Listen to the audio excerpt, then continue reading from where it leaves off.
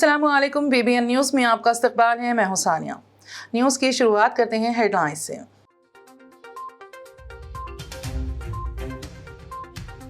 UP की मस्जिद में बेहुरमती पर एहतजाज, कुरान पाक का नुस्खा जला दिया गया।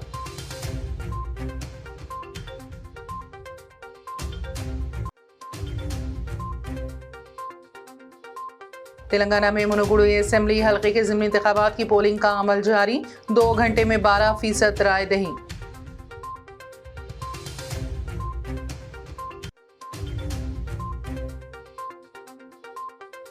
तेलंगाना में शदीद कोहर की वजह से बस और कार में तसादुम, एक ही खानदान के 4 अफराद हलाक।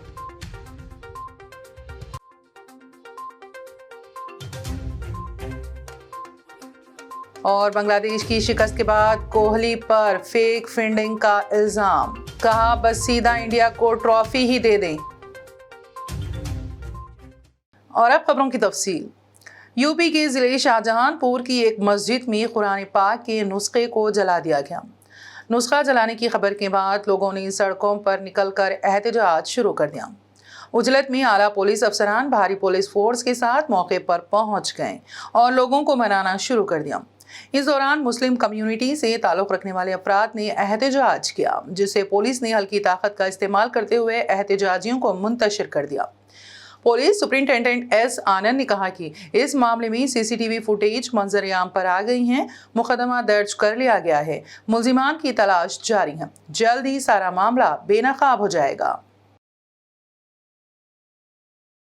आंध्र प्रदेश में जिले अनंतपुर के दरगाह होनावर गांव में एक हाई टेंशन तार के करंट की जद में आने से 4 खवातीन मजदूरों की मौत हो गई और 3 दीगर खवातीन शदीद झुलस गईं। मरने वालों की शिनाख्त पार्वती, शंकरमा, मंगा और रत्नम के तौर पर हुई है। शदीद झुलस जाने वाली खवातीन को बेलारी के सरकारी अस्पताल में दाखिल करा दिया गया है। पुलिस जराये के मुताबिक हाई टेंशन तार टूट कर खवातीन के एक ग्रुप पर गिर गया, जो खेत में मकई की फसल काट रही थी। पुलिस ने मुकदमा दर्ज करके लाशों को पोस्टमार्टम के लिए सरकारी अस्पताल भेज दिया। तेलंगाना के जिले मुनुगुडु असेंबली हल्के में ज़िमनी इंतखाब की पोलिंग का अमल जारी है। मुनुगुडु असेंबली हल्के में मजमूई तौर पर 2,41,855 राय दहिंदे हैं। हल्के में मजमूई तौर पर 298 पोलिंग मराकज़ कायम किए गए हैं, जिनमें अर्बन इलाके में 35 और रूरल इलाके में 263 पोलिंग मराकज़ शामिल हैं। इलेक्शन कमीशन ने 105 पोलिंग मराकज़ को हसास मराकज़ के तौर पर निशानदेही की है, जहां पुलिस की सख्त निगरानी की जा रही है। सुबह 9 बजे तक 2 घंटे में तकरीबन 12% पोलिंग रिकॉर्ड किए गए हैं। तेलंगाना में सुबह के औकात कई मुकामात पर कोहर पाया जा रहा है। कोहर की वजह से सड़कों पर गाड़ियों की आमद और रफ्त में शदीद मुश्किलात पेश आ रही हैं। इसी तरह के एक वाक़े में कोहर की वजह से एक भयानक सड़क हादसा पेश आया, जिसमें एक ही खानदान के 4 अफराद हलाक हो गए।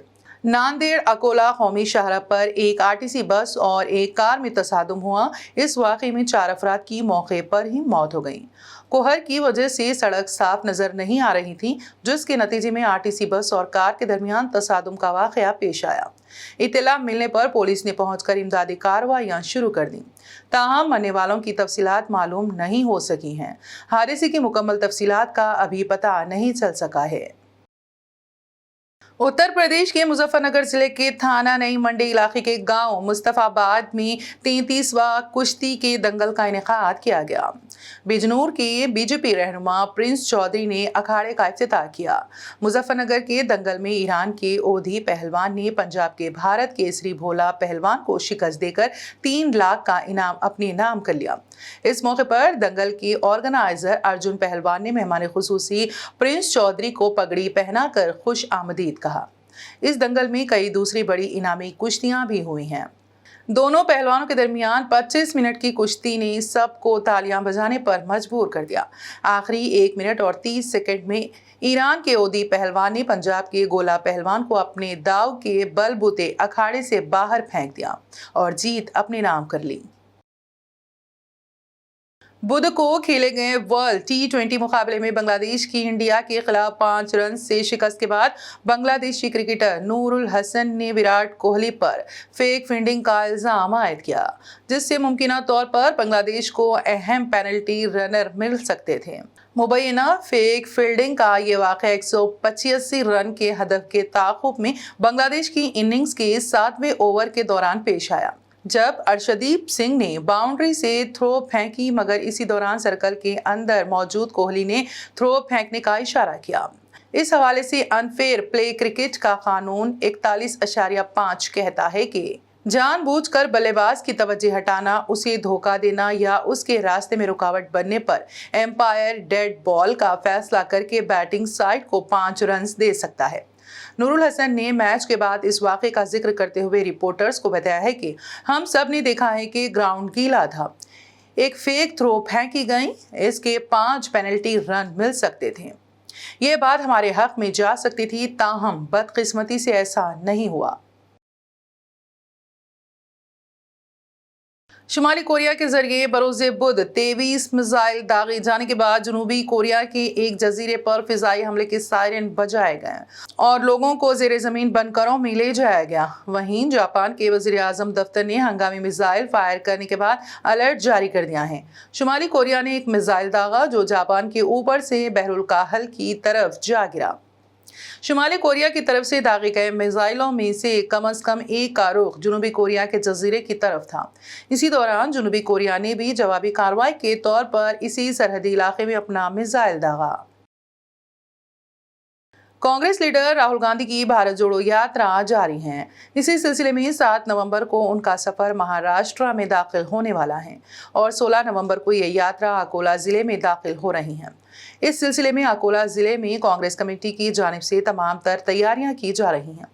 इस सिलसिले में साबिक रियासती वजीर खान मोहम्मद अजहर हुसैन ने एक प्रेस कॉन्फ्रेंस मुनक्कद करके इसकी तफसीलात फराहम की। उन्होंने आवाम से इस रैली में शरीक होने की अपील की है।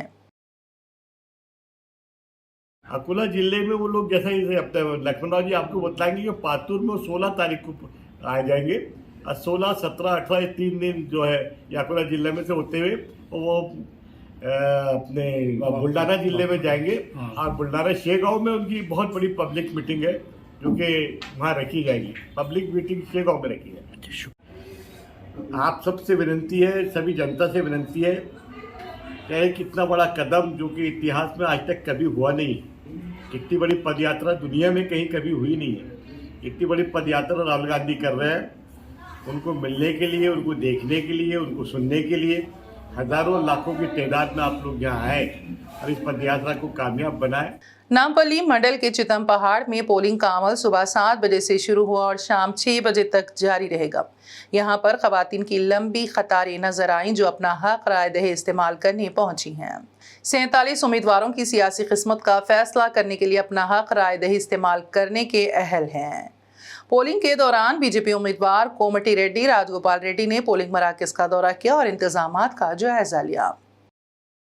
बैंक में चोरी की वारदात में गफलत बरतने पर बैंक मैनेजर समेत 3 अहलकारों को मुअत्तल कर दिया गया है।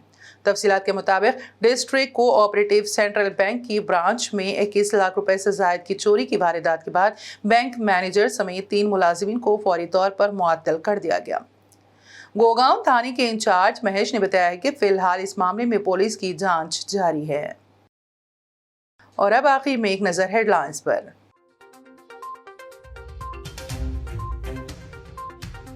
यूपी की मस्जिद में बेहुरमती पर एहतजाज, कुरान पाक का नुस्खा जला दिया गया।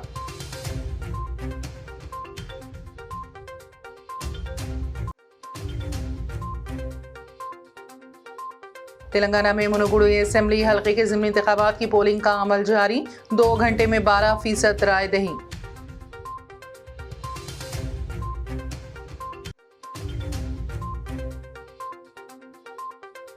तेलंगाना में शदीद कोहर की वजह से बस और कार में तसादुम, एक ही खानदान के 4 अफराद हलाक।